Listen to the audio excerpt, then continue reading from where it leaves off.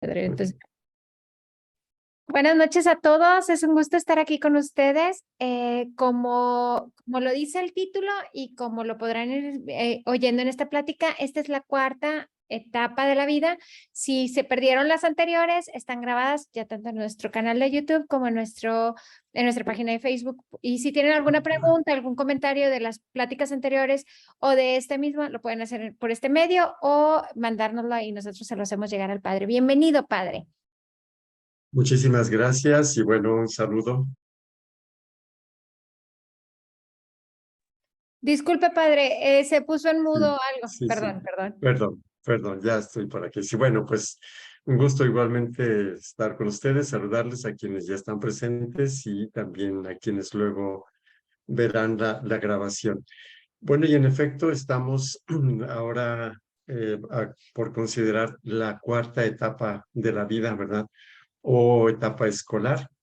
Y de inmediato inicio, y como lo hemos hecho anteriormente, pues ayudados por una diapositiva por ahí, ¿verdad? Como siempre pregunto, ¿ya se ve por ahí la diapositiva? Sí, ok, perfecto, sí, gracias. Y bueno, entonces, ganando tiempo, ¿verdad? Ven por ahí que esta etapa,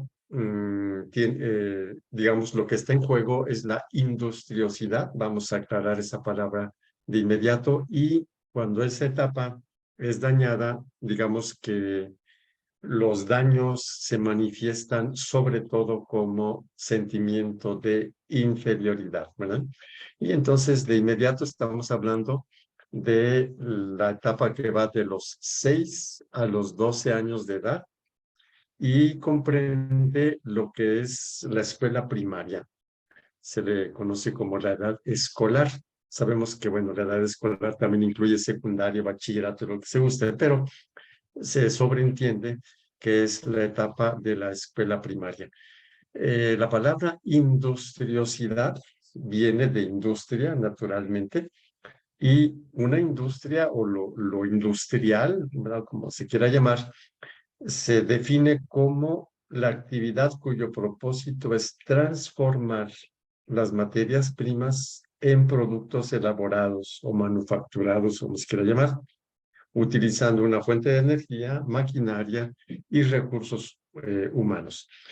Eh, por eso, por lo tanto, cuando se habla de industriosidad en esta etapa, se está hablando de la capacidad que en esta edad empieza a tener el ser humano para trabajar con materia prima, con algo y poder producir algunas cosas, ¿verdad? Y esa es precisamente la labor de la escuela en todas las etapas, pero esta es la primera, la de la etapa primaria, ¿no? De primero a sexto de primaria, en la cual los niños ya pueden producir cosas, ¿no? Y lo que está en juego en esta etapa es la experiencia de sentirse competente, llevando a cabo tareas cada vez más avanzadas. Veamos que es una etapa de 6 años, ¿no? Y por lo tanto hay un cambio muy grande, como lo vamos a ver, bueno, lo digo de inmediato, ¿sí? De cuando se inicia la primaria, pensemos por acá en niñas, niños de 6 años, ¿no? A cuando se acaba la primaria, ¿no? Que ya son preadolescentes. Es una etapa larga, ¿sí? Que inicia con la capacidad para reflexionar y termina con la capacidad para pensar, ¿verdad? Para crear, vamos a decir así, ¿sí? Iniciamos condicionados por la familia y terminamos asociados a los grupos, a las pandillas, a los juegos. Inicia sin una idea clara del bien y del mal y termina con un código moral personal, todavía naturalmente inmaduro, pero finalmente es eso, ¿no? Entonces se trata de una etapa que es la más larga hasta ese momento. Las etapas adultas van a ser, y también la de la adolescencia van a ser más largas, pero hasta las que llevamos ahora, esta sería la más larga. La primera y la segunda duraron 1 año y medio, la tercera etapa duró 3 años y esta dura 6 años. Un esquema, porque aquí presento un esquema un poquito así como sumamente esquematizado, valga la redundancia, sea, muy parco, pero quisiera presentarlo para que en nuestra cabeza quede como una idea, ¿no? De esta etapa que va de los 6 o 7 a los 12 años y los primeros, diríamos que la presento aquí como de 2 en 2, de 2 años en 2 años, ¿sí? Entonces, entre los 7, otros 6 y 8 años de edad, empiezan logros importantes y los niños y niñas necesitan ser reconocidos, ¿sí? Vamos a ver cómo al no ser reconocidos sus logros es posible que duden de sus logros, ¿sí? Y se sientan inferiores precisamente. Empieza el llamado pensamiento reversible, ¿sí? No solamente sé que me pasó esto por esto, sino que puedo ir de regreso. Lo vamos a ver un poquito más detallado, ¿sí? Empieza a haber influencias extrafamiliares. Ya no influye solo la familia, ahora los maestros, los compañeros, etc.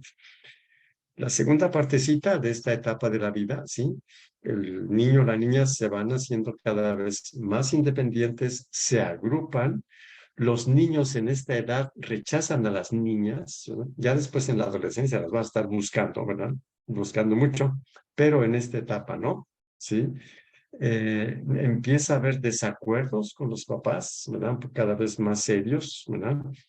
Los niños y niñas empiezan a ser más autónomos, no solo en sus movimientos, también en su manera de pensar, en lo moral y en lo religioso. Y en esta etapa el reto fuerte, porque se está empezando ya a pensar por sí mismos, es que las reglas que se les pongan sean razonables, reglas que sean entendibles para ellos, ¿verdad? Que se les puedan explicar. Y la última parte de esta etapa, 11, 12 años, ¿verdad? Todavía más independientes, niños y niñas, quieren que se les trate como adultos y como niños a la vez. Es una cosa que decimos ordinariamente de la adolescencia, pero esto empieza ya en la preadolescencia. Ya se quieren muchas cosas de adulto, pero también se necesitan muchas cosas en cuanto a condición infantil o en cuanto a niños, ¿verdad? Ahí, por ejemplo, empiezan ya a cambiar de modelos, ¿sí? Al principio el papá y la mamá casi como que son perfectos y son los ideales, ser como el papá o como la mamá. Ahí empiezan a abandonar esto y se ponen otros modelos, grandes exploradores o inventores o líderes o héroes de películas, ¿verdad? Las pandillas, ¿verdad? Están mucho más organizadas y pueden ser muy perjudiciales, ¿verdad? La influencia de los maestros y de los compañeros, ¿no? Empieza el razonamiento silogístico, o sea, un razonamiento más completo, una mayor capacidad de abstracción. Y esto hace que se pongan nuevos interrogantes que antes no se ponían. Y como lo decía hace un momento, los papás ya dejan de ser infalibles, ¿sí? Empiezan a encontrar un cierto placer en llevar la contra, ¿verdad? Y también diremos algo rápido al final sobre los cambios fisiológicos que se dan, cambios que después en la adolescencia pues van a ser más pronunciados. Entonces, esta, digamos, diapositiva tiene como único objetivo el tratar de hacernos un esquema, ¿no? De esta etapa que no es tan monolítica como las anteriores, ¿no? Son 6 años y la diferencia del inicio y del término es bastante. Vamos entonces un poquito más a detalle, ¿no? Entonces recordemos, hasta los 4 o 5 años de edad, ¿sí? El niño conoce solo a través de la percepción inmediata, las cosas concretas, ¿verdad? Vive el presente sin captar las contradicciones. Le es muy difícil prever consecuencias, ¿verdad? Porque todavía no puede hacer comparaciones ni captar correlaciones o relaciones de fenómenos. Pero hacia el 7º año de vida, no olvidemos que el 7º año de vida empieza cuando cumples 6 años, ¿no? No cuando cumples 7. Igual que el primer año de vida inicia cuando nace, no cuando cumple 1 año, ¿verdad? Entonces, hacia el 7º año de edad, el niño empieza a ser capaz del pensamiento conceptual, ayudado por el desarrollo del lenguaje. ¿Qué es el pensamiento conceptual? ¿Verdad? Que antes no lo tenía. Y nos detenemos un poquito sobre esto, ¿sí? Cuando nosotros decimos o hablamos de un árbol, sabemos qué es un árbol, aunque ningún árbol sea igual a otro. Aquí tenemos una imagen, ¿sí? Y entonces, bueno, ¿yo cómo sé que es un árbol si este es, ay, perdón, todavía cambiará esta, si este árbol es distinto de este y este distinto de este, y así podríamos ver todos los árboles, ¿no? Nosotros no podríamos hacer esto, es decir, reconocer lo que es un árbol o reconocer lo que es un coche, por ejemplo, o una persona, o una casa, o sí, todo. Si nosotros no elaboráramos conceptos que le quedan a todos los sujetos que tienen, ¿qué cosa? Ciertas características esenciales, que si quitamos ya algo de eso, sí, no siempre es fácil entenderlo. Por ejemplo, árbol es todo objeto que tiene un tronco, raíces, ramas y puede tener hojas y circula por dentro una savia. Estas son las condiciones esenciales. El concepto árbol es esto y se aplica a todos los objetos que tienen tronco, raíces, ramas y viven a través de la savia, ¿sí? Que sea grandote, chiquito, verde, de otro color. Esas otras cosas son accidentales, no son esenciales. La esencia de árbol es esto y para que yo pueda distinguir entre todo lo que hay, lo que es árbol y lo que no es árbol, necesito haber captado en mi inteligencia eso esencial, la esencia de algo, ¿sí? Esto es un concepto. Lo mismo los automóviles pueden ser muy distintos, sale un nuevo modelo, nuevo, nunca ha existido, y aunque sea nuevo modelo, yo ya sé que es un coche, ¿verdad? ¿Por qué? Porque yo ya construí en mi mente el concepto coche, es decir, lo esencial, ¿verdad? El color, el tamaño, la forma, puede cambiar, pero lo esencial de un coche ya lo tengo, ¿sí? A esto se le llama concepto, ¿sí? Se considera que es algo abstracto que le queda a todos los objetos concretos que tienen estas características esenciales. Esto es lo que nosotros entendemos por concepto y después de que un niño cumple los 6 años de edad, es decir, cuando empieza el 7º año de vida, ya empieza a tener la capacidad de crear conceptos, ¿sí? O clases, se llama así. ¿Por qué? Porque los conceptos nos ayudan a clasificar, ¿no? Este es de esta clase, este es de esta clase árbol, clase, ¿sí? Entonces, ahora leo, este es, digamos así, no sé cómo decir, la explicación espontánea, ¿no? Entonces, mentalmente excluye las diferencias de los objetos y conserva lo que es común a esos objetos, ¿no? A una clase de objetos y se le llaman notas esenciales, ¿no? Coloca en una clase objetos, personas y situaciones que tienen las mismas características esenciales, ¿no? Aun cuando tengan muchas diferencias accidentales. Esto empieza después de que cumple 6 años de edad. Antes no. Y por eso las explicaciones que a veces les damos a los niños de 4 o 5 años no las entienden. O sea, no las pueden manejar porque necesitan como base estos conceptos para poder clasificar y diferenciar unas palabras, significados de otros. Empieza apenas hacia el 7º año de vida, ¿no? En las etapas anteriores, el niño aprendió a poner nombre a las cosas, a captar sustancia en cierto sentido, la finalidad, la causalidad, que ya vimos, ¿verdad? Ahora llega a comprender que la cantidad de una cosa permanece invariable a pesar del cambio de forma. Pongo aquí el ejemplo, ¿no? Entonces, un niño pequeño de menos de 6 años, si le preguntamos ¿dónde hay más agua, aquí o acá? Va a decir que aquí, probablemente porque está más alto el nivel del agua, ¿sí? No alcanza a ver que simplemente cambió el contenedor, ¿sí? El recipiente cambió, pero no la cantidad del agua, ¿sí? Aun cuando a veces se vacía de aquí a acá, ¿sí? Como que es como si hubiera crecido el agua. Es difícil que tengan una lógica para decir, pues no, la misma no es que la vaciamos, ¿verdad? Y cosas así. Entonces, esto. Y a esto se le conoce como pensamiento reversible. Es otra capacidad de pensamiento que va apareciendo en esta edad escolar en sus primeros 2 años. Ejemplos de pensamiento reversible. A un niño se le puede pedir que clasifique un conjunto de objetos por su forma, los que tengan la misma forma aquí, sí, por su forma, o según su color. Y se les pide, por ejemplo, que se ordenen por su forma y luego ahora ordénenlos por colores, ¿sí? Entonces lo puede hacer, ¿sí? Es decir, si pueden entender el cambio de criterio, ¿no? Otro ejemplo, se le puede preguntar cuál es el resultado de la multiplicación de dos cantidades. Por ejemplo, el resultado es 6. O a la inversa, que encuentre dos números cuya multiplicación da como resultado 6. ¿Sí?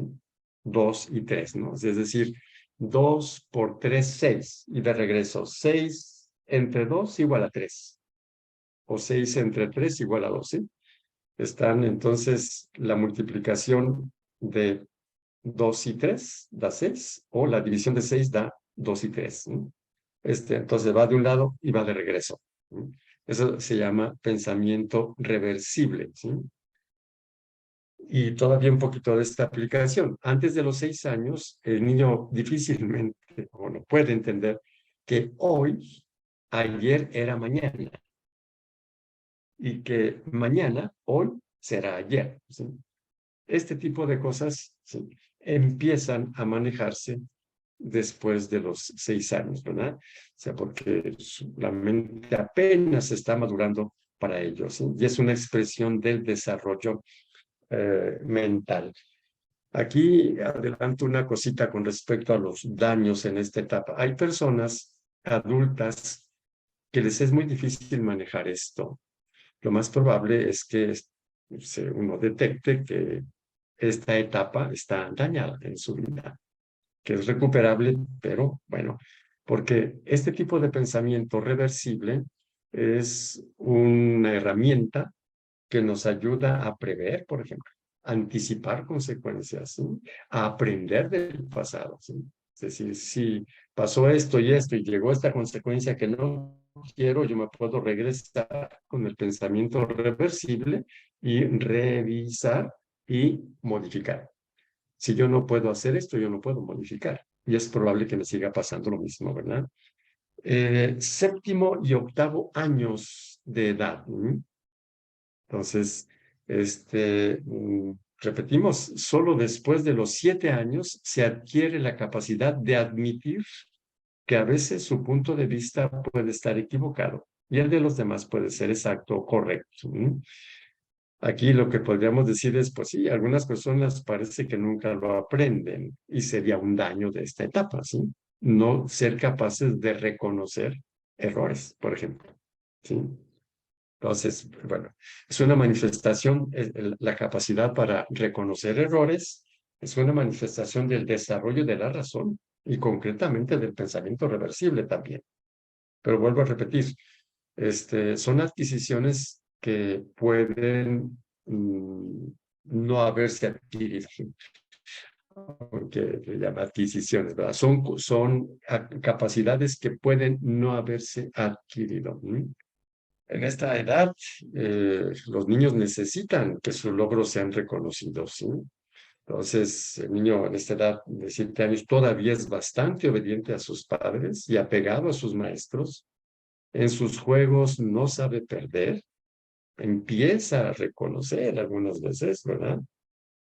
Como dice la canción, Jalisco nunca pierde y cuando pierde arrebata. Bueno, pues parecerá como una frase muy valiente, pero en realidad es un subdesarrollo, ¿no?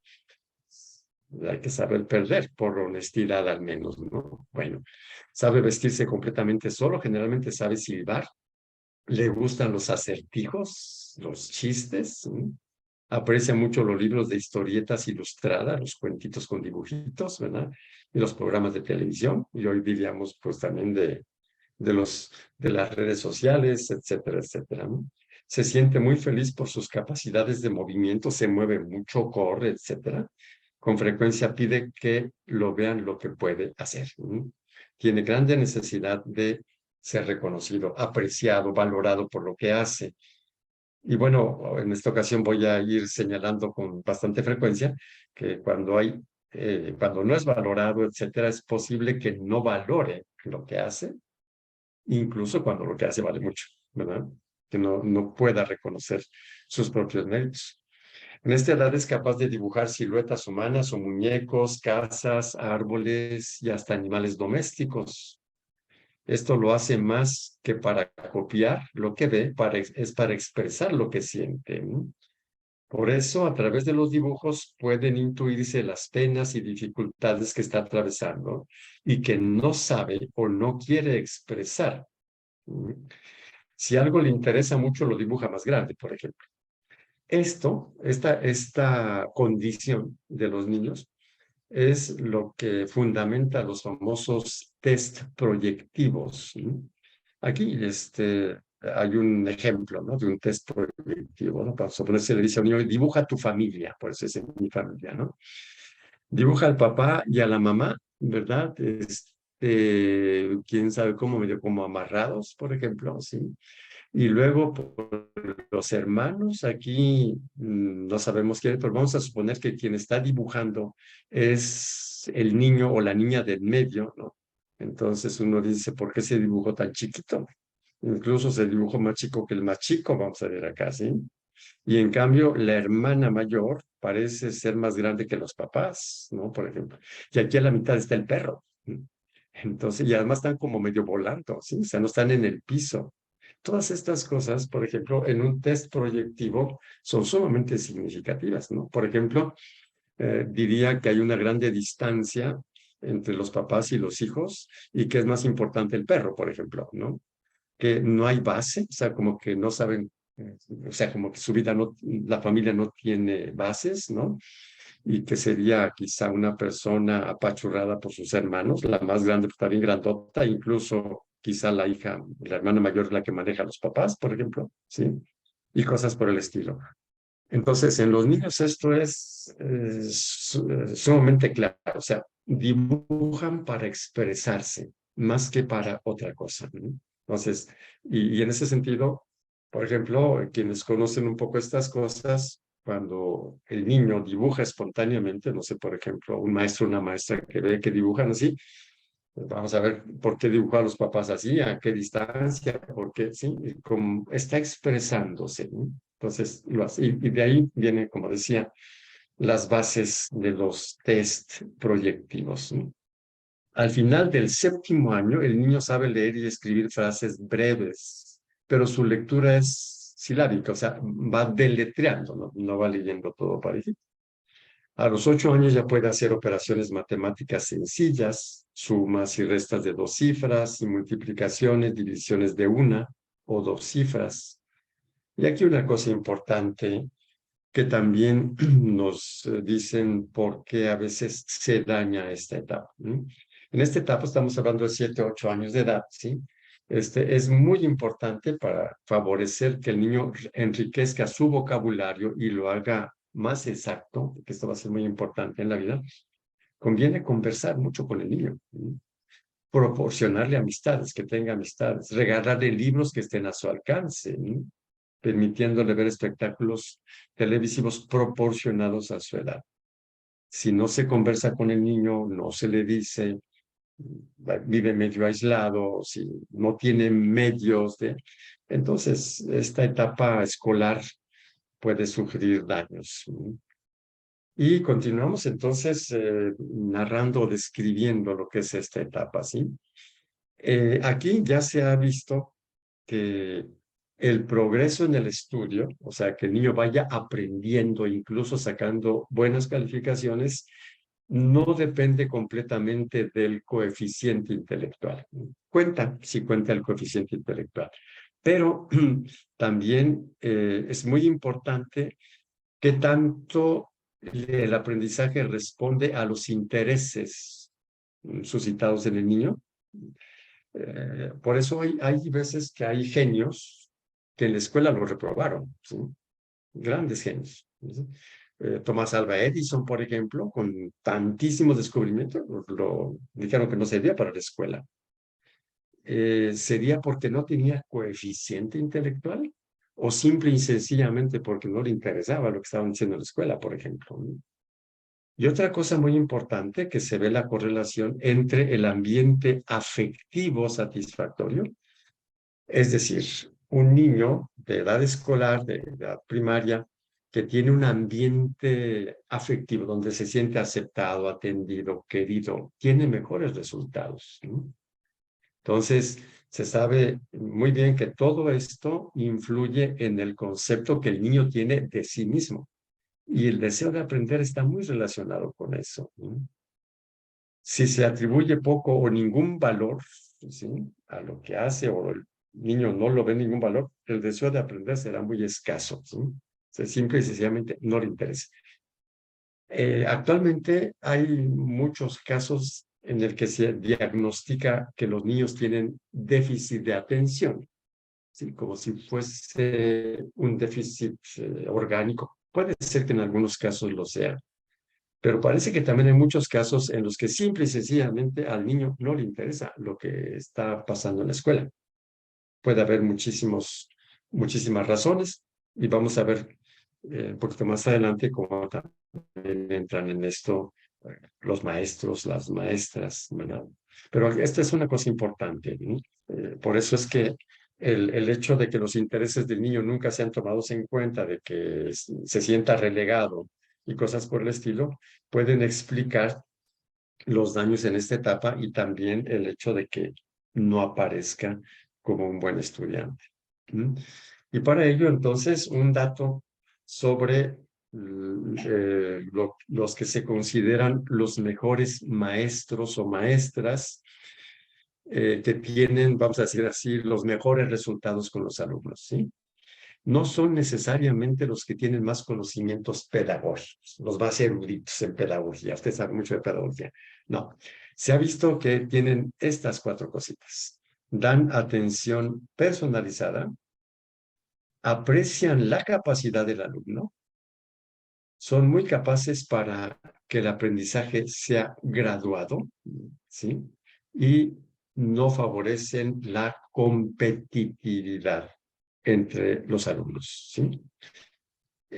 Presento esto porque es posible que los maestros, maestras de algunos años o de toda la primaria también favorezcan los daños en esta etapa, ¿no? Por ejemplo, cuando por el deseo de que se superen, o quién sabe por qué, hacen que haya mucha competencia, mucha competitividad. Como nadie puede, como no es posible que todo un grupo saque el primer lugar, los que no sacaron primer lugar reciben el mensaje de que son inferiores, ¿no?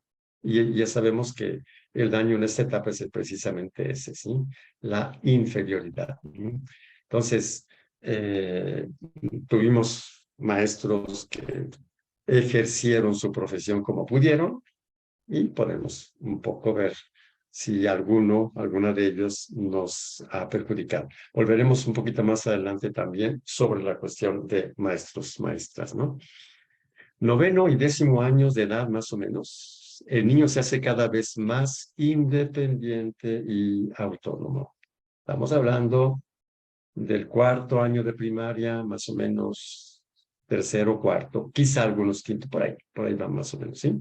Entonces, cada vez más independientes, más sensibles a la crítica y más críticos, o sea, ven más defectitos por ahí, tienen más deseos de amistades, empiezan a formar los grupos, las pandillas, vamos a decir así, empiezan a formar esos grupos, ya empieza a desconfiar de los mayores, hay más peleas con los hermanos si es que tiene hermanos, ¿verdad? A los niños no les gusta jugar con las compañeras de clase, con las niñas, las desprecian, como ya decía, entre 9 y 10 años, por ahí, ya cuando cumplen 13, 14 los van a buscar, ¿verdad? Ya lo veremos cuando lleguemos a la etapa de la adolescencia. Su humor es variable, ¿sí? Tratan de imitar a los adultos, empiezan a experimentar gusto por la lectura, por las colecciones de cosas, por el uso de claves y lenguajes secretos, ¿verdad? En clave, y cosas por el estilo. Empieza entonces a diferenciarse de los adultos. Las frases que dice y escribe mejoran en su corrección gramatical, va mejorando eso, en claridad y soltura en el uso apropiado de diferentes formas verbales, etcétera. El lenguaje un poquito más estructurado, un poquito más complejo. Se orienta mejor en el tiempo y en el espacio. Puede precisar la hora, los días de la semana, los meses del año. Y el lugar de reunión del grupo es el campo de juego o la calle. Como decimos, empiezan a distanciarse de la familia. Veremos que este distanciamiento en la adolescencia ya es prácticamente aversión, ¿verdad? A estar en casa o lo que sea, ¿sí? El líder es el simpático ordinariamente, pero puede ser sustituido fácilmente, ¿verdad? Generalmente es algo voluble, líder, y también la permanencia del líder. Si los papás no están de acuerdo, si se pelean mucho los papás, en esta edad afecta mucho el deber tomar partido por uno de los dos, ¿sí? También puede ser causa de daño en esta etapa, ¿sí? Cuando esto sucede, o sea, cuando la familia tiene problemas, cuando los papás están así y se estresa cada vez más el niño, entonces puede ser que se manifieste con poco control de sí mismo, agresivo, indisciplinado, egoísta, más mentiroso y proclive a la delincuencia. Más adelante vamos a ver la última partecita que aquí nace el 25% de los delincuentes en esta etapa escolar. Entonces, en estas edades ya no se limita a repetir lo que dicen los adultos significativos en la cuestión moral o la cuestión religiosa, en su valoración de lo bueno y lo malo, lo justo, lo injusto, lo verdadero y lo falso, empieza a usar sus propias capacidades. ¿Y qué es lo que conviene en esta edad? Y que si no se da, pues es posible que se dañe esta edad, ¿no? Conviene que las órdenes que recibe no estén en contradicción con sus dictados interiores y convicción de legitimidad. Habría que revisar, por ejemplo, cuando un niño no puede obedecer si es que va contra algo que él está convencido, por ejemplo. Conviene que la educación no se reduzca, perdón, falta uno, no se reduzca a prohibiciones y amenazas o a lo meramente sentimental. ¿Sí? Conviene que no se reduzca, que incluya lo razonable, aquello que en esa edad se puede entender. Y hay retos educativos que presento también señalando que cuando no se responde a estos retos educativos, esta edad sufre daños, ¿no? O heridas, ¿no? Entonces, conviene que se converse, que se le expliquen las cosas, que se justifiquen las órdenes, aunque en el momento puede ser que no las acepte el niño, ¿verdad? Pero bueno, quizás no las acepta porque necesita ponerse en contra, como ya lo comentamos, o porque no puede controlar sus impulsos, ¿no? Pero en fin, finalmente, el modo que aunque en ese momento no pueda reaccionar correctamente, pueda entender, ¿no? Que sus padres buscan su bien y no su propio capricho. Y aquí es donde está el problema cuando los papás son caprichudos, ¿no? O son impulsivos. Ahí sí buscan su propio capricho. Y entonces es muy difícil explicarle a un niño que eso es razonable, ¿verdad? Bueno, conviene que los adultos reflejen lo que él sabe que es bueno y verdadero, que ellos, los mismos adultos, lo obedecen, ¿verdad? Y que puedas favorecer que el niño también obedezca en forma proporcionada, ¿verdad? Lo mismo también la formación de la conciencia moral y religiosa que incluye esta reflexión. Esto que se está diciendo aquí, sabemos, es porque el niño o la niña de esta edad ya empiezan a pensar por sí mismos, a cuestionarse muchas cosas. Y esto es lo que pone un poco en crisis a muchos papás y mamás que temen que su hijo se eche a perder y cosas por el estilo, ¿sí? Y vamos a ver que, bueno, que esto es algo normal que suceda, ¿no? Que empiezan a no aceptar, vamos a decir así, lo que para los papás es claro, en cuestión moral y en cuestión religiosa.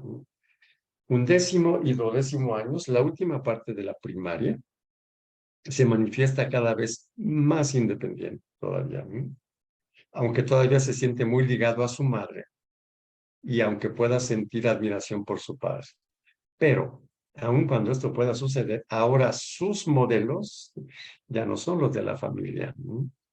Como comentaba al principio, sus modelos están entre los héroes, los grandes exploradores, inventores, las películas del oeste. Por eso les pongo aquí la imagen de los 7 magníficos, ¿verdad? Ahora serán los superhéroes, ¿no? Tantas cosas que puede ser por ahí, ¿sí?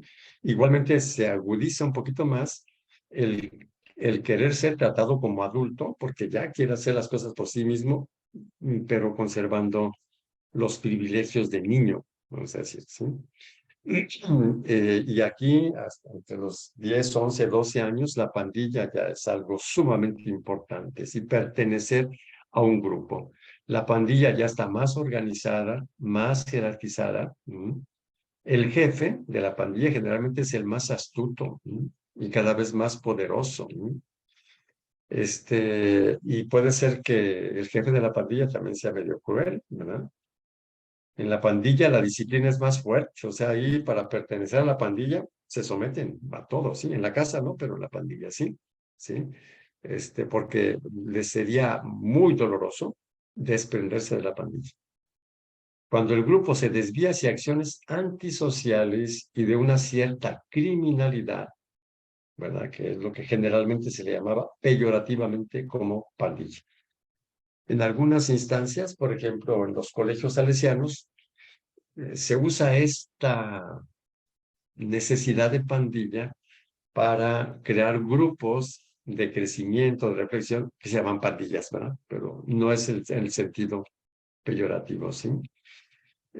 Cuando están en esta etapa de la pandilla y caen hacia algo delictivo, ¿verdad? Entonces, a veces empiezan a robar con una cierta violencia y cosas por el estilo. Y aquí les presento precisamente lo que comentaba, ¿no? Hace un momento, ¿sí? Un estudio sobre 1 millar de delincuentes, ¿sí? Hecho en los Estados Unidos, hizo ver que una cuarta parte de ellos inició su conducta delincuencial entre los 10 y los 12 años de edad. De 1,000, una cuarta parte son como 250. O sea, no es poca cosa, ¿no? Y es aquí donde la responsabilidad de los adultos es importante para poder evaluar y conocer un poco cuáles son los grupos en los que están integrados los hijos, ¿no? Y si el jefe es violento y sin escrúpulos, ¿sí? O ha tenido que ver con la justicia, medio delincuente por ahí, sí, claro que no conviene en absoluto que los hijos permanezcan en ese grupo. O sea, tienen como líder alguien que les va a enseñar a ser delincuentes, ¿no? Sí.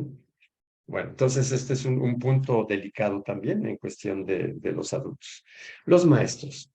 Ya había comentado que en esta etapa influyen papás, hermanos, pero también maestros, veremos también compañeros. ¿Sí?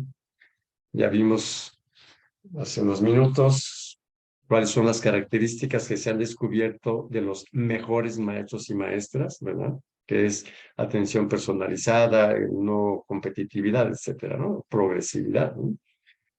Pero también puede suceder lo contrario, ¿verdad? Indudablemente algunos maestros son muy capaces de animar a sus alumnos con creatividad y respeto, pero también hay quienes proyectan su niño herido, maestro, ¿no? Con la inflexibilidad, irritabilidad o abusos, maestros inadecuados que seguramente también fueron heridos en esta etapa. Y aquí entran los que tienen le llamamos chiquiaritos, ¿verdad? Los privilegiaditos, ¿verdad? Si es una debilidad del maestro, ¿no? Que hace que los demás se sientan inferiores, excluidos, no son tan simpáticos, tan caritas o tan no sé qué, como los privilegiaditos por ahí. O, por ejemplo, cuando el maestro o la maestra necesitan autoafirmarse todavía y usan su condición magisterial para ello, ¿no? Había comentado en alguna otra ocasión, algunos maestros o maestras que nunca ponen 10, ¿verdad? Porque dicen el 10 es para el libro, el 9 para el maestro y los alumnos de 8 para abajo, ¿verdad? Como si los exámenes fueran para evaluar el libro o para evaluar al maestro, ¿no? El examen es para evaluar lo que el alumno sabe o no sabe. Si sabe todo, ¿por qué no ponerle 10, ¿verdad? Pero bueno, hay eso de cómo les voy a poner, ¿sí? Ya había comentado anteriormente que una vez que platiqué esto, que decía esto, uno de los que escuchaba me dice, yo tuve un maestro así, perdón, tengo un maestro así, estaba en la universidad, y le digo, oye, pues mira, primero hazte amigo del maestro, y que, oiga, maestro, ¿y por qué no pone 10, verdad? Y así lo hizo cuando pudo, y el maestro, porque si pongo 10 es que el alumno sabe más que el maestro. ¿Y quién dijo eso? Entonces, por ejemplo, aquí se tiene una herida de inferioridad en la cual siente que si le da a un alumno la máxima calificación, él queda menos, el maestro queda menos. Claro que eso no sucede, pero esta distorsión de percepción estaría siendo una señal o un síntoma de herida en esta etapa, aunque sea el maestro precisamente. Y claro que sigue hiriendo, o sea, sigue produciendo daños en sus alumnos, ¿verdad? Y los compañeros, ¿no? Los compañeros de clase también juegan un rol importantísimo, porque los niños pueden ser muy crueles. Aquí, bueno, un poquito una imagen, ¿no? Y también, perdón, creo que había puesto otra, pero bueno, este, cuando hay bullying, está el que está maltratando a uno y están los espectadores, ¿no? Como qué, como apoyando, como confirmando, ¿sí? Todo un grupo que está sí, contra él, ¿sí? Entonces, los niños pueden ser muy crueles, sobre todo con aquellos que tienen alguna característica física particular o que no aprendieron a protegerse en casa. Para las víctimas de estas situaciones, la escuela es una tortura continua. No entienden por qué tanta crueldad. O sea, sí. Y claro que esto también es una causa de daño o de herida en esta etapa, en la edad escolar, ¿sí? En esta edad sigue su lealtad al grupo y a sus amigos, ¿verdad? Y también sigue todavía de parte de los niños, las muchachas son menos, ¿verdad? Muchachos y muchachas empiezan a mostrar sus talentos personales, música, canto, poesía, dibujo, matemáticas, deportes, ¿no? Sí, y a cultivarlos. Y ya está muy cerquita la pubertad. Y en esta edad se suscitan muchos interrogantes de carácter sexual. Y este asunto también es importante porque si, por ejemplo, en esta etapa no se tiene confianza en los adultos, porque a lo mejor los adultos están cerrados, son regañones, no aprecian, lo que sea, van a preguntar en otro lado. Se van a informar pues, con quien se pueda. Y actualmente, con las redes sociales y todo el asunto, pues ya, digamos, para los adultos es prácticamente imposible controlar el acceso de información. Pues basta que vayan a la escuela y que haya un compañerito que en casa tienen todo ahí libre, y pues para los otros compañeritos y los maestros no pueden observar eso. Ante esta problemática, lo que se sugiere es suscitar confianza. ¿Sí? Más confiable es el adulto, más fácil va a acudir a él. Pero bueno, aquí mencionamos que en esta etapa aparecen estos interrogantes, ¿no? Muchos interrogantes de la existencia, pero muchos de ellos. En cuanto a la vida mental, ¿sí? Estamos hablando ya del final de la primaria, ¿no? Empieza la capacidad para sacar una consecuencia lógica a una serie de proposiciones, una serie de frases o de lo que en lógica se llaman juicios, ¿no? Y a eso se le llama raciocinio silogístico. Sabemos que el silogismo es, si esto es verdad y esto también, por lo tanto, yo saco una conclusión tercera. Hay ciertas normas para esto, ¿verdad? Por eso pongo ahí en negrita, ¿no? Si una afirmación o negación incluye a todas las situaciones, cualquier situación particular entra en dicha afirmación o negación. no sé qué tan complicado sea lo que estoy comentando ahora, pero simple y sencillamente se dice que en esta edad ya debería haber llegado la capacidad de sacar conclusiones de varias frases o juicios, ¿no? ¿Sí? Varios conectados, ¿sí? La capacidad de abstraer y de razonar en forma silogística lo capacita no solo para afrontar situaciones reales, sino también situaciones pensadas e imaginadas e imprevistas. El sentido de previsión es una de las características de la entrada en la vida adulta. O sea, habíamos hablado que hacia los 8 años, por ahí así 7 años, empieza ya el pensamiento reversible, ¿sí? Aquí para allá. Ahora se completa con el pensamiento silogístico, ¿sí? Y si juntamos las dos cosas, entonces una persona que haya desarrollado esto es una persona muy capaz de prevenir, muy capaz de prever. Pero ya lo recordamos, cuando esta etapa ha sido dañada, es probable que estas capacidades no se hayan desarrollado suficientemente o no se puedan aplicar a la vida real. Y encontramos que hay muchas personas que no prevén en la vida adulta, ¿verdad? Se gastan lo que tienen, tienen arranques y no prevén las consecuencias de ese arranque que tuvieron, ¿sí? Tiene que ver con la falta de desarrollo de estos aspectos en la edad escolar. Si se le quiere ayudar al niño de esta edad para que aprenda a prever desarrollando este tipo de raciocinio, conviene entretenerse largamente con él, con el fin de ayudarlo a sacar frases basadas en hipótesis que puedan ser verificadas.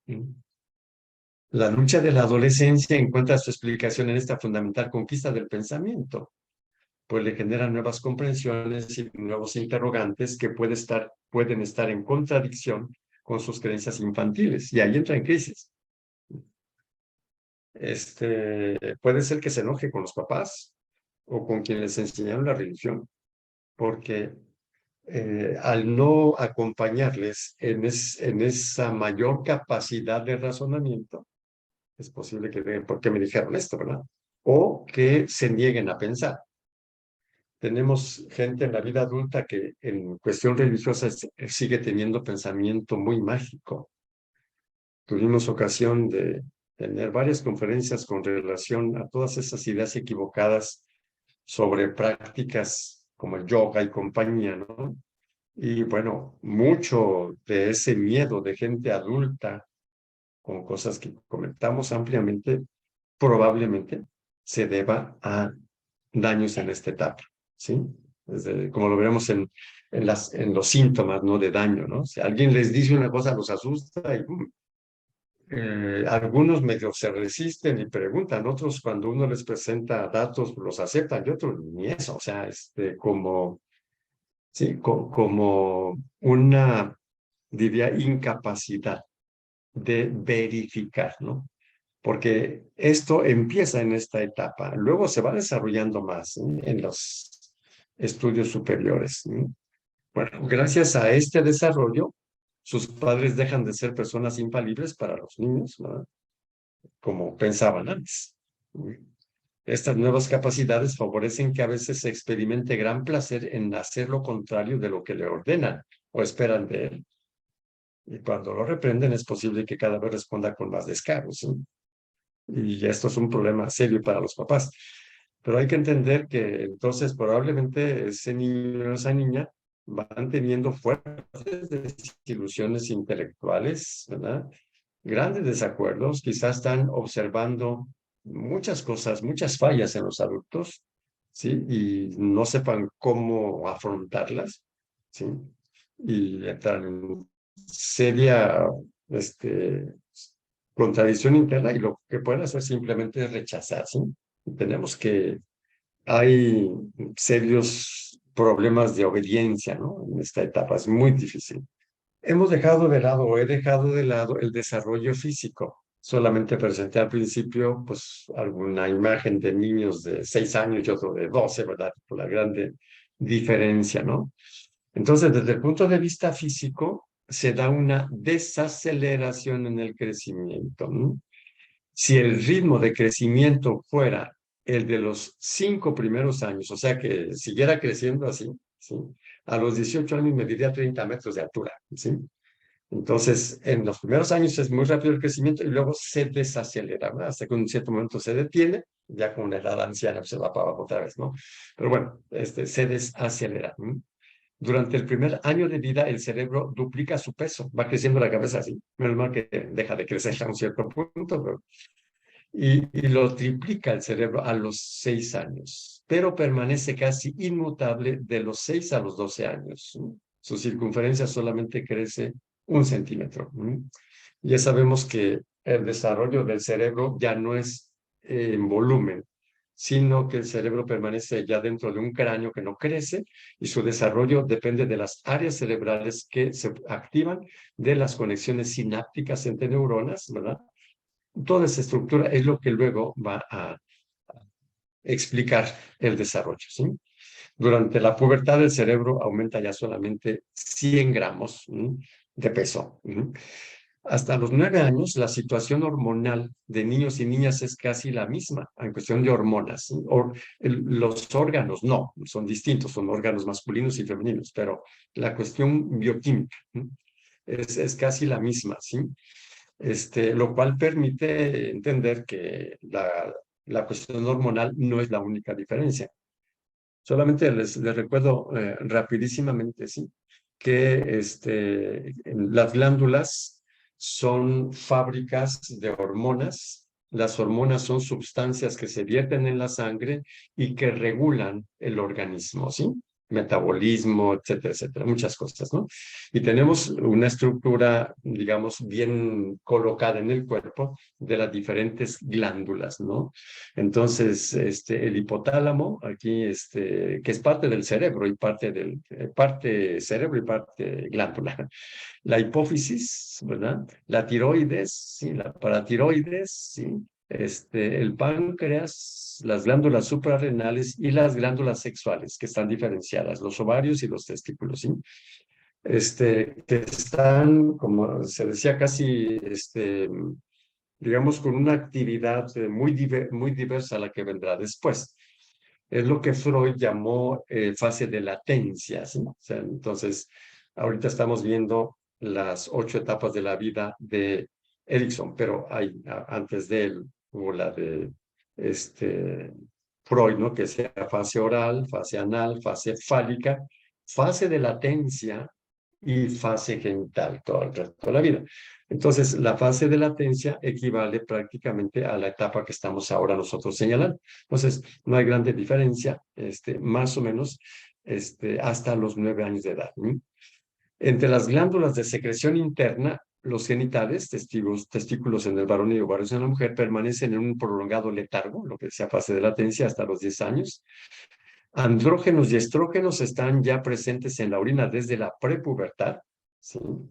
Los estrógenos están ya presentes tanto en el varón como en la mujer. Tenemos hormona también femenina los varones. ¿No? Pero a partir de los 6 años, los estrógenos en la mujer aumentan muchísimo y en el varón no, se quedan, digamos, muy poquito. ¿No?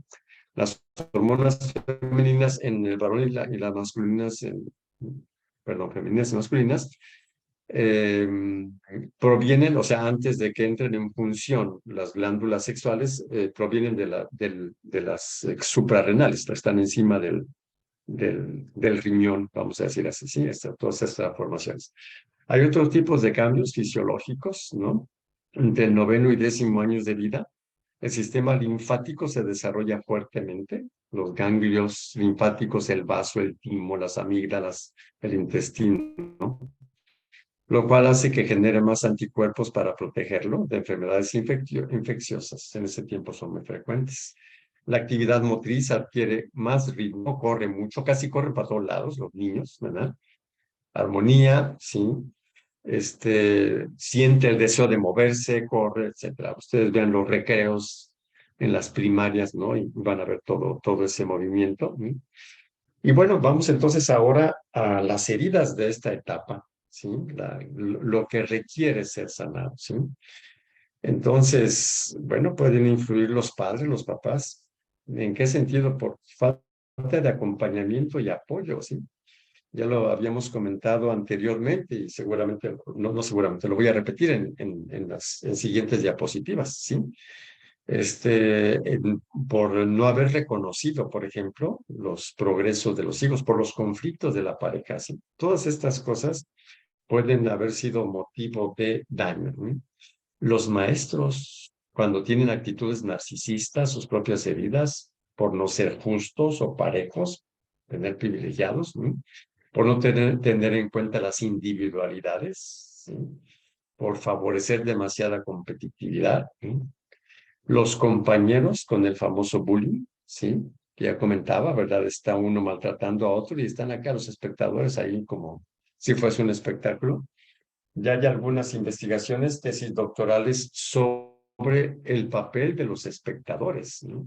Cuando hay bullying. Y es un papel que pesa, ¿sí? El pobre niño o niña maltratados, no solamente recién maltratados, sino también que todo el mundo está viendo, ¿verdad? Esas humillaciones y cosas por el estilo. Y bueno, las señales, las voy a decir literalmente como están presentadas, ¿no? En ese libro que se llama Volver a la niñez, que no es de John Bradshaw, Bradshaw habla de que es otro el que estructura esto, ¿sí? Cuando una persona tiene 5 o más de estas señales que van a ser 18, 5 o más, ¿verdad? Entonces, seguramente conviene atender esta etapa de la vida. Entonces, primero, estamos hablando de conductas adultas, ¿sí? La persona se compara a menudo con los demás y cree que es inferior. 2, desea tener más amigos de ambos sexos y no los tiene. 3, se siente con frecuencia incómodo en situaciones sociales. 4, se siente incómodo en un grupo y se siente más a gusto cuando está solo. 5, con frecuencia le dicen que es demasiado competitivo y que siempre quiere ganar. 6, tiene conflictos frecuentes con la gente con la que trabaja. 7, poca o ninguna capacidad de negociar, pues o cede completamente, no puede decir no, o nunca cede, o sea, hace las cosas a su manera. 8, se enorgullece de seguir la ley en modo literal, de ser muy estricto. Yo observo la ley. 9, es muy indeciso. 10, tiene problemas para terminar lo que empieza. No termina la industriosidad. 11, cree que debería saber cómo son las cosas sin recibir indicaciones. 12, tiene miedo a equivocarse y se siente humillado cuando ve sus errores. 13, es irritable y crítico con los demás. 14, es deficiente en aptitudes básicas como leer, hablar, escribir o hacer cuentas básicas. Eh, Tengo alumnos en la universidad que a veces tienen unas faltas de ortografía tremendas, por ejemplo, ¿sí? O les cuesta trabajo expresarse o leer, etcétera. 15, pasa mucho tiempo observándose y analizando algo que alguien le ha dicho. 16, se siente feo o fea o inferior y a menudo trata de ocultarlo con ropa o maquillaje. 17, miente a menudo. 18, cree que nunca podrá hacer las cosas suficientemente bien por más esfuerzo que haga. Están entonces en la lista. Ahora quisiera decir por qué se dan estos síntomas, ¿no? Aquí entonces, recuerdo algunas de las cositas que dijimos, ¿no? Decíamos que en esta etapa, el niño o la niña se sienten muy felices por sus capacidades de movimiento, ¿verdad? Y pide que vean lo que hace, ¿verdad? Y siempre necesita que lo aprecien. ¿Qué pasa cuando se burlan? ¿Qué pasa cuando lo desvalorizan? ¿Qué pasa cuando no le hacen caso? Bueno, faltó responder a esta necesidad y entonces no creen que hacen bien las cosas, ¿no? O si se daña el pensamiento conceptual, entonces no pueden ordenar correctamente su vida. Tienen muchas confusiones, ¿sí? Al no ordenar esto, porque pues, no hubo acompañamiento, no hablaban con él, cosas por el estilo. Y bueno, ya habíamos comentado, falta esto que está aquí, ¿verdad? Y también habíamos comentado que le va bien en el estudio a quienes no solamente tienen un buen coeficiente intelectual o suficiente, sino también no se toman en cuenta sus intereses o no se le aprecia, ¿verdad? Y entonces se dan estas cosas. De las 18, todas estas tienen que ver con la inferioridad. La 1, la 3, la 4, la 9, la 10, la 12, etcétera, ¿sí? Y voy a ir diciéndolas, pero ya todas son sobre inferioridad. Y creo que resulta claro que se debe a lo que comentamos, ¿sí? A que o tuvieron maestros demasiado competitivos y no fueron el primero, o no se apreciaron las cosas que se dijeron, o se burlaron de lo que hacían, ¿sí? Entonces, o lo compararon mucho por la competitividad. Entonces, tiende a compararse, tiende a competir sin ninguna necesidad. Y además se evalúa mal, ¿no? Es decir, se evalúa inferior, ¿sí? Prefiere estar solo porque estando en grupo es inferior, ¿sí? Estar en la escuela, decíamos que en algunos casos la escuela es un lugar de tormento. La indecisión, no, o sea, no se sabe capaz de decidir, vamos a decir así. Las cosas son confusas, no son tan claras, ¿verdad? Mm. Lo mismo no poder terminar lo que empieza y por lo tanto, si casi nunca termina lo que empieza, casi siempre se demuestra que es incapaz. Pues no terminó, ¿verdad? Se demuestra, se sigue alimentando esa inferioridad. Tiene miedo de equivocarse y de ser humillado por sus errores, que es lo que sucede con los grupos muy competitivos o que a veces los compañeros son muy crueles o cuando el maestro o la maestra no son pedagógicos y que humillan ante los errores. ¿Sí? Bueno, pues está esa memoria allí. Es deficiente en aptitudes básicas como leer, hablar, etcétera. ¿Sí? Tienen muchísimo miedo de leer. ¿Sí? Y se considera que no aprendieron a contar o cosas por el estilo. ¿Sí? Entonces, pues al tener mucho miedo de leer, pues no leen bien y se confirman de que no saben leer, por ejemplo. ¿Sí? Pasa mucho tiempo obsesionado y analizando lo que alguien le ha dicho, no está seguro de lo que le dijeron, o sea, tiene las confusiones conceptuales. ¿Sí? Igualmente se siente incapaz de entender. Se siente feo inferior. Bueno, entonces, el hecho de ponerse mucho maquillaje, de cuidar mucho algo que oculte algo que a mí no me gusta, por ejemplo, ¿sí? Miente a menudo, que sería la manera de salir del paso ante tantos miedos que podría no tener. ¿Sí? Y nunca tuvo la aprobación o casi nunca, entonces cree que nunca podrá hacer las cosas bien por más esfuerzo que haga. Todas estas cosas son manifestaciones de sentirse inferior o podríamos llamarle complejo de inferioridad. ¿No? Vean ustedes que son de mayor número. ¿No? Hay otras dos, ¿no? Los problemas de sociabilidad y la competitividad neurótica que están ligadas a lo anterior. Problemas de sociabilidad, o sea, socialización, ¿sí? Entonces tiene conflictos frecuentes con la gente que trabaja, poca o ninguna capacidad de negociar, de ponerse de acuerdo, ¿sí? Estas dos cositas nos dicen que no se siente capaz de entender las cosas, ¿sí? Tiene que aferrarse a algo, o sea, es una consecuencia, vamos a decir así. Se enorgullece de seguir la ley en modo literal. ¿Por qué? Porque si no hay ley no sabe qué hacer, no sabe qué decidir, ¿sí? La ley, o sea, lo que ya está escrito que tiene que hacer, le libera de decidir. Ya, como lo vimos en la diapositiva anterior, muy indeciso. Entonces, la ley, la literalidad de la ley, como los fariseos, vamos a decir así, le libera de eso y además le da el orgullo de decir yo sí cumplo y los demás no cumplen, ¿verdad? O sea, gloria de ser muy estricto. ¿No? cree que debería saber cómo son las cosas sin recibir indicaciones, ¿sí? También esto crea muchos conflictos sociales, es decir, no pregunta, no se aclara y claro que si no entendió bien, pues no va a hacer lo que quedó que iba a hacer o cosas por el estilo, muchos problemas de comunicación, ¿sí? Por no haber desarrollado esas capacidades de preguntar, etcétera, etcétera. Y la competitividad neurótica, ¿sí? O sea, que siempre quiera ganar, ¿verdad? Y que siempre esté criticando a los demás. Bueno, pues esta competitividad neurótica, o sea, es decir, los demás siempre están mal, yo soy el que estoy bien, ¿verdad? Sí, no puedo perder.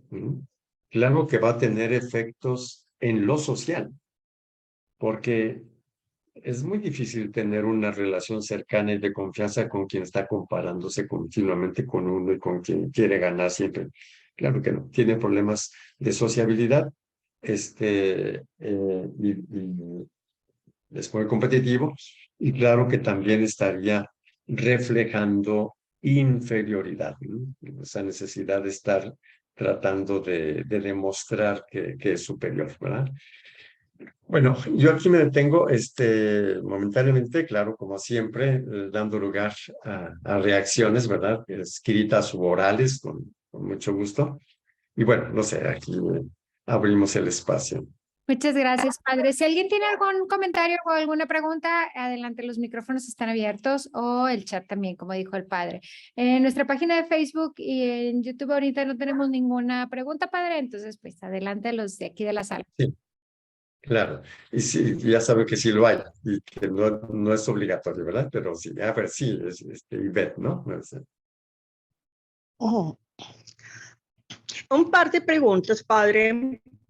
Una de Ajá. ellas es sobre la hiperactividad, que la mayor parte de los casos la detectan a esta edad.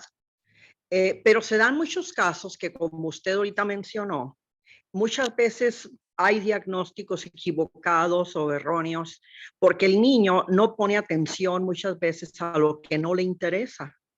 Cuando no se ve motivado a aprender, cuando no le interesa el tema, pues no aprende, ¿no? Sucede que en esta etapa empiezan a darles medicamentos también para la hiperactividad. Y esos medicamentos, si está el diagnóstico equivocado, pues le están causando daño, un daño muy serio al niño, ¿no? Porque empieza como a drogarse con esos medicamentos que son muy hasta adictivos son, yo creo. Y hemos notado incluso en catequesis niños que llegan con ese tipo de diagnóstico mal hecho y que traen problemas con desajustes que les han causado esos medicamentos, ¿no? ¿Qué se está haciendo actualmente para evitar esa confusión o disminuir ese riesgo en los diagnósticos de la hiperactividad? Sí, bueno, entonces la primera, ahorita la respondo y ya después de la segunda. ¿Qué se está haciendo? Lo que ya se ha hecho desde hará que unos 50 años se llama psicoterapia familiar. Tiene poco alcance, se puede hacer muy poco porque el problema ordinariamente está dentro de la familia. Entonces, cuando, por ejemplo, nosotros en una escuela vemos un niño muy problemático y luego van los papás porque hizo algo, los papás generalmente son muy problemáticos, sí, agresivos, etcétera, sí. Entonces, ahora, cuando sucede esto, los papás no pueden reconocer que ellos son los causantes en muchas ocasiones de esa famosa hiperactividad, si lo que el niño ya no aguanta y quiere, ¿sí? Entonces, allí ni el médico puede meterse a la familia, ni hay modo sí, de entrar dentro de la familia, ¿sí? Entonces, la solución, como decir, fácil, es que el médico lo calme con un medicamento, ¿sí? Y desgraciadamente, dependemos de que los papás quieran, de que los papás se abran, de que reconozcan, o los adultos que están ahí, ¿sí? Y desgraciadamente más problemática es una persona, menos se da cuenta o menos ve que es problemática. Ese es el problema más serio. Entonces, lo que yo diría ahorita es que nuestra intención es la persona adulta, ¿verdad? Es decir, nuestra intención ahorita no es, o bueno, si sirve para esto, que bueno, para que cambie la manera como se trata a los niños, ojalá, o sea, sí hay, eso está muy bien. Pero como ya comenté, ¿quién puede entrar a la casa de una familia disfuncional? ¿Sí? Incluso las investigaciones al respecto, y esto se ve muy claramente en la psicología familiar y psicoterapia familiar, más problemática es, más disfuncional es una familia, más impide el acceso de personas amigas, etcétera, ¿sí? Las familias muchas veces quieren aparecer como la familia feliz cuando tienes serios problemas. Entonces, qué se estaría haciendo? Pues investigación e intervención en lo posible, que nos explican esto precisamente. Incluso, por ejemplo, la hiperactividad no es el único síntoma. Ya se sabe que las enfermedades infantiles ordinariamente, en un altísimo porcentaje, son síntomas de cómo funciona la pareja. Desde la enuresis, el cáncer, etcétera, ¿sí? Lo mismo la hiperactividad. Entonces, lo que hay es conocimiento y terapia familiar las familias que quieren, ¿verdad? Y son realmente familias muy resistentes. Se les conoce así, familia resistente, ¿sí? Entonces, es una pena, o sea, más dañado está el niño, más parapetada está la familia. Ordinariamente esa es la cuestión. Oh, Y por eso entonces, lo que diría es que nuestra intención es que cuando esos niños sean adultos y tengan ya la vida en sus manos, como vamos a ver en las etapas adultas, la séptima, octava, sexta, séptima y octava etapa de la vida, se sepa qué hacer. Y es un poco lo que nosotros ahora estamos intentando hacer con gente adulta, ¿verdad? Sobre todo cuando lleguemos a las etapas adultas, ¿qué es lo que se puede hacer con todo esto, ¿verdad? Es lo que comentaría con respecto a esta primera pregunta. Y creo que tenía una segunda por ahí, ¿no? sí. Ok, la segunda pregunta, me voy más por otro lado, va a decir. Se trata de la ideología de género. Aquí en la frontera se está dando ya el fenómeno de drag queens que van a leer a las bibliotecas a los niños de esa edad, a niños que apenas empiezan a leer 7, 8 años así, y que ya los están, ¿cómo se dice? Y los están iniciando en esa ideología de género. Me pregunto yo, ¿por qué esa edad de 8 años, por ejemplo, es una de las edades favoritas que están escogiendo estos ideólogos para traer la ideología de género y dañar a los niños? Y los drag queens veo que es lo que hacen en las bibliotecas. No sé si allá haya mucho fenómeno de drag queens, pero acá en la frontera ya los hay. Sí, yo ignoro por qué lo hacen, o sea, porque la pregunta es por qué a esa edad lo hacen, ¿sí? Sí. Lo ignoro, pero si yo quiero hacer una hipótesis, porque no sé cuáles sean las intenciones de esas personas, es que se adelantan un poquito a la pubertad, ¿sí? O sea, se adelantan, literal. Vamos a ver, porque es la siguiente etapa, la etapa de la adolescencia, la que Dios mediante trataremos dentro de 8 días, donde se va definiendo la identidad. De hecho, lo que está en juego, así como la primera es seguridad, inseguridad, la segunda autonomía, vergüenza, la tercera iniciativa, culpa y esta cuarta industriosidad, inferioridad, la quinta, la adolescencia es identidad y confusión de identidad. Esta confusión de identidad no necesariamente tiene que ver con la ideología de género, ¿sí?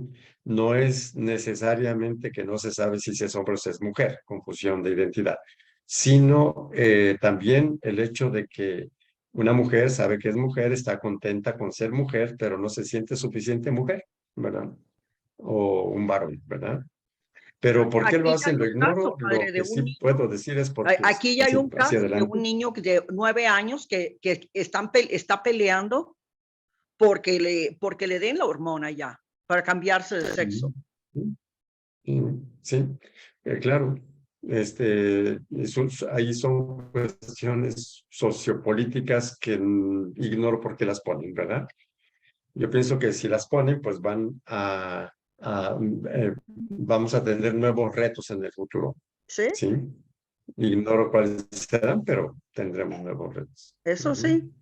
Muy, muy Se bien. están quemando etapas y desde ahorita se están adelantando a la adolescencia. Claro, claro. Mira, yo completo una cosita.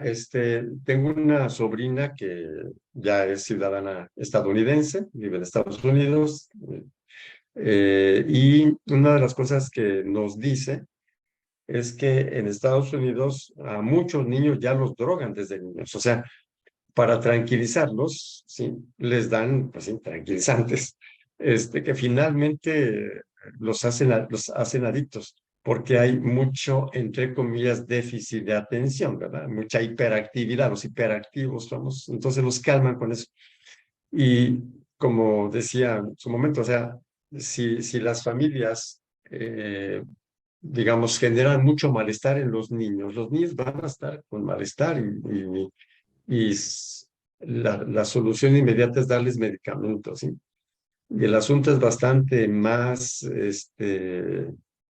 complicado. O sea, la verdadera solución sería que cambiaran los papás y mejoraran, pero pues eso de veras requiere mucha apertura, mucha voluntad, porque cambiar y mejorar las relaciones familiares y ocuparse más de los hijos y eso, pues sí requiere muchísimas renuncias, ¿verdad? Ujú. Sí, Muy claro que bien. sí.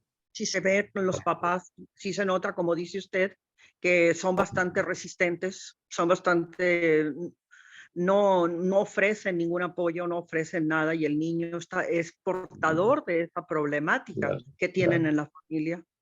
Ujú. Así es. Muy bien. A ver, creo Gracias. que sí, gracias, Ivette. Creo que hay por ahí dos en el chat, ¿verdad? Y padre, Lupita del Toro dice, cuando una persona se enoja mucho y no acepta su error, ¿cuál es la herida y etapa afectada? Bueno, en primer, pueden ser dos al menos, ¿verdad? Pero pueden ser todas, ¿verdad? Pero bueno, la primera, bueno, la etapa inicial es la segunda etapa de la vida, en la que, como veíamos en su momento, hace 2 semanas, está la autonomía o vergüenza, ¿verdad? Y ahí decíamos que el niño o la niña de 2 años y medio quieren hacer lo que ¿sí? No ceden y es como una forma de autoafirmación, ¿sí? Entonces es la segunda etapa. Y, y esta que acabamos de ver ahora, ¿sí? La etapa escolar en la que a lo mejor cuando ya su mente se había desarrollado y ve los errores de los adultos y no sabe cómo afrontarlos y entonces simplemente el gusto de oponerse, ¿sí? Entonces, si juntamos las dos, ¿no? Diríamos que en grande medida es esa. Ahora, adelanto alguna cosita porque iremos viendo más adelante, pues también algunas formas de sanar, no sé, decir, propuestas de sanación. Y aquí en este caso, por ejemplo, el hecho de poder, si la persona está abierta a esto, ¿sí?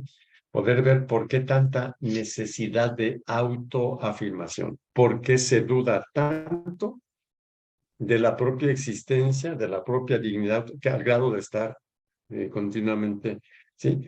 O por qué duele tanto reconocer un error, ¿sí? Puede ser que diga, no, no me duele, simplemente no. No, lo que pasa es que si no doliera, no haría, no se aferraría a eso, ¿no? Sin embargo, sí. Esas dos etapas serían fundamentalmente, ¿verdad? Gracias, padre. Dice, saludos, padre, Ah, y gracias, Lupita del Toro. Cierra su comentario. Ofe dice, en países sí, europeos gracias. se ha investigado la gentileza en hospitales y cárceles con resultados positivos en el bienestar. En las situaciones estudiadas podría ayudar la autogentileza y cómo trabajarla. Sí, de hecho, lo primero que me viene es el método rogeriano de Rogers, ¿no? De la terapia centrada en el cliente, en el cual la gentileza, vamos a decir así, podría desglosarse en esos aspectos que Rogers dice, si el terapeuta ofrece esto, el cliente tiene los recursos, ¿no?, de mejorar, ¿no? Y que son la aceptación incondicional, es decir, ningún juicio negativo a lo que el cliente está viviendo, luchando, lo que sea, ¿sí? Entonces, la incondicionalidad, la empatía, es decir, el hecho de que se inquiete por entender lo que el cliente dice desde el cliente y no desde él, ¿sí? Y la tercera cosa, la congruencia, equivale a decir que la incondicionalidad sea de veras, es decir, que no es que el terapeuta va a ser como que es incondicional, no, sino que de veras sea incondicional, que haya aprendido a aceptar las personas en forma incondicional, que haya desarrollado la capacidad de empatía, etcétera, etcétera, ¿sí? Entonces, yo diría que sí, que los resultados son positivos y la pregunta, ¿cómo trabajarla? Entonces, incluso se aconseja en la sanación de las etapas de la vida, poder expresar situaciones personales problemáticas con personas a las que les tenemos mucha confianza, ¿sí? Y que sabemos que nos acogerán con gentileza, precisamente. Y vamos a experimentar la gentileza del otro lado.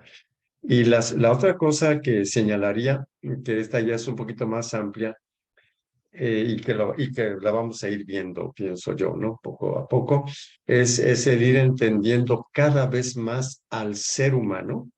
Estoy diciendo al ser humano, equivale a todos los seres humanos, ¿sí? Es el concepto a lo humano, ¿sí?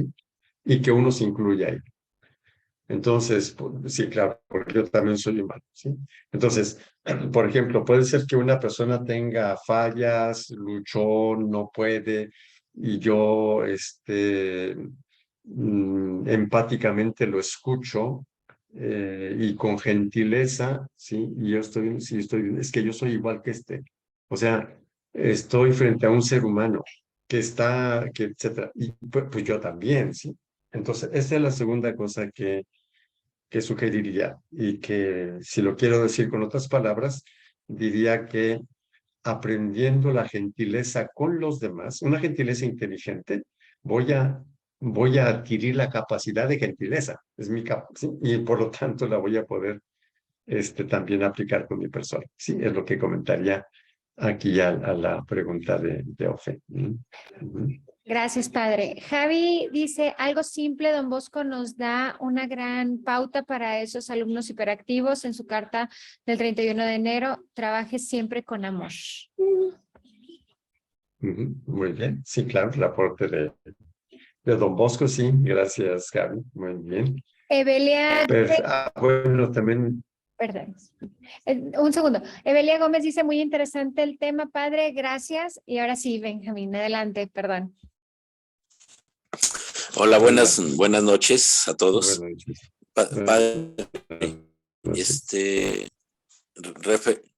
refiriéndose a cómo es que en psicología, por ejemplo, cuando una persona va al psicólogo, el psicólogo, me refiero, si esto es en el plan del estudio en general de la psicología, se enseña al psicólogo a tratar a la persona como si la estuviera estudiando, es decir, como si fuera un caso, es una persona, pero centrándose en sus, digamos, pues, afecciones o defectos, no sé cómo llamarle,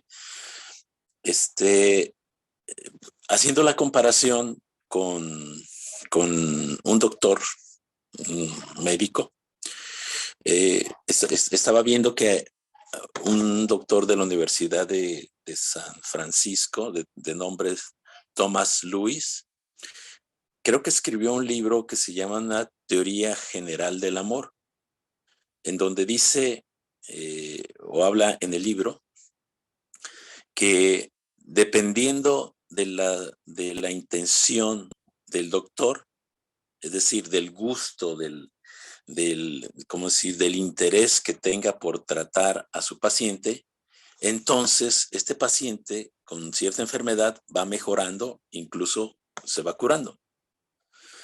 En psicología se enseña a que el psicólogo puede expresar algo similar, es decir, algo que sea más relacionado con el amor.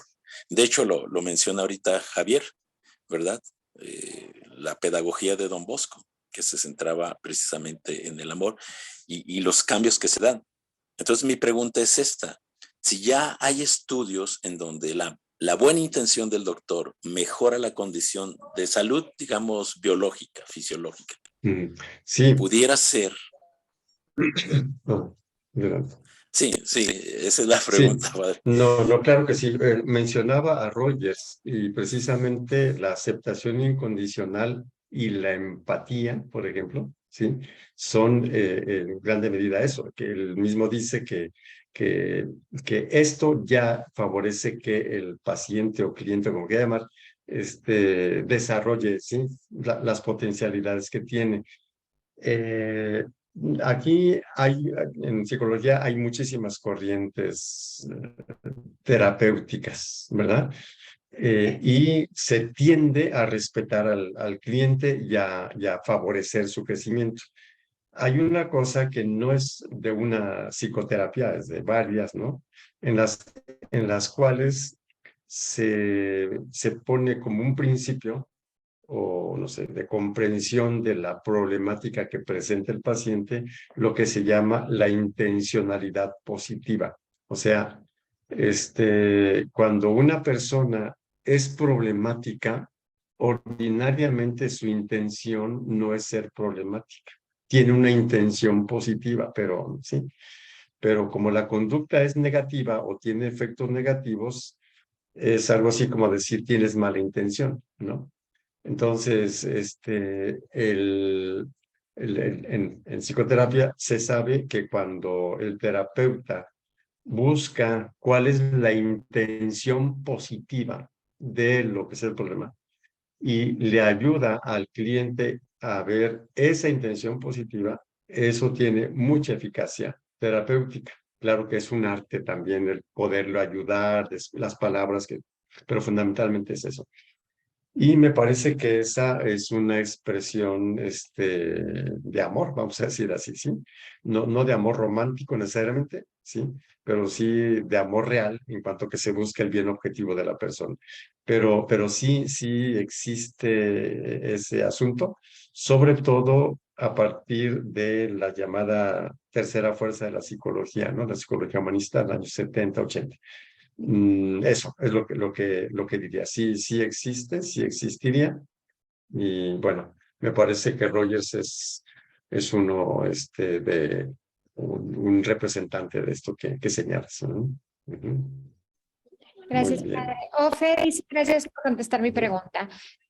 Creo que ya no tengo Muchas gracias, Sofía. comentarios, padre, ni preguntas. Y pues si alguien, recuerden que si alguien Ok, tiene una pregunta perfecto. después, algún comentario nos lo puede mandar y con mucho gusto se los pasamos al padre. Ofe dice, padre, también algunos autores mencionan como núcleo el amor y la espiritualidad como Lowen. Sí, muy bien, perfecto. Sí, gracias, Tim, por este dato. Sí, gracias, Sofía. Tienes toda la razón.